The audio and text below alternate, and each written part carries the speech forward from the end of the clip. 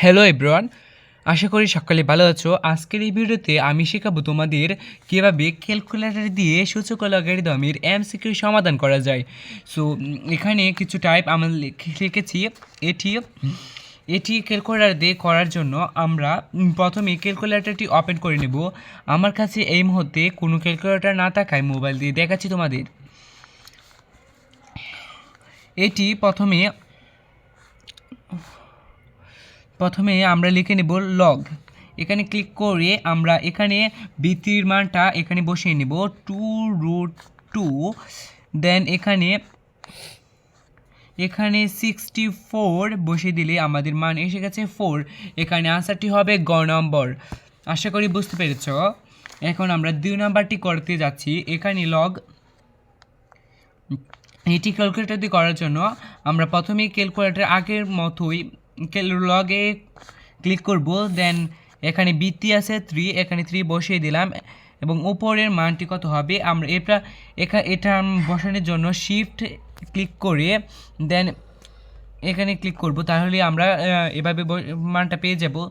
দেন এখানে দিয়ে আমরা গুণ দিয়ে দেব √3।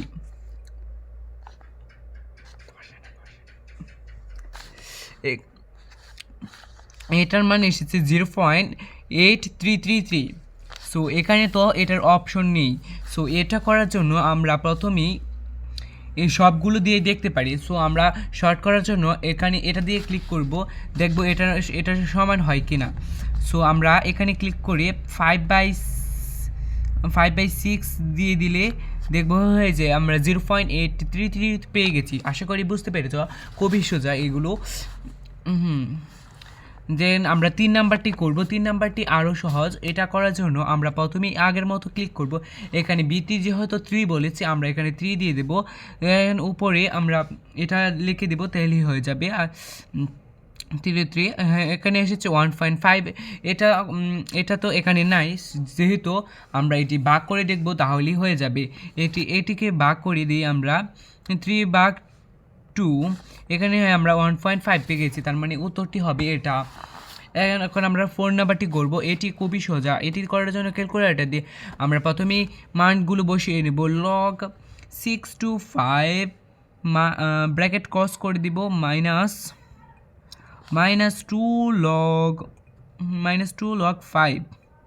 আমরা মানটি বসিয়ে দিলেই ওখানে চলে এসেছে 1.39। এটি আমরা দেখব কোনটার সাথে ম্যাচ করে। আমরা লগ 25 এ ক্লিক করে দেখব সেটার সাথে ম্যাচ হয়ে গেছে, তার মানে আমাদের উত্তরটি হচ্ছে এটা। আশা করি সকলে বুঝতে পেরেছ। দেখা হবে পরবর্তী কোনো ভিডিওতে। সকলে ভালো থাকবে, সুস্থ থাকবে।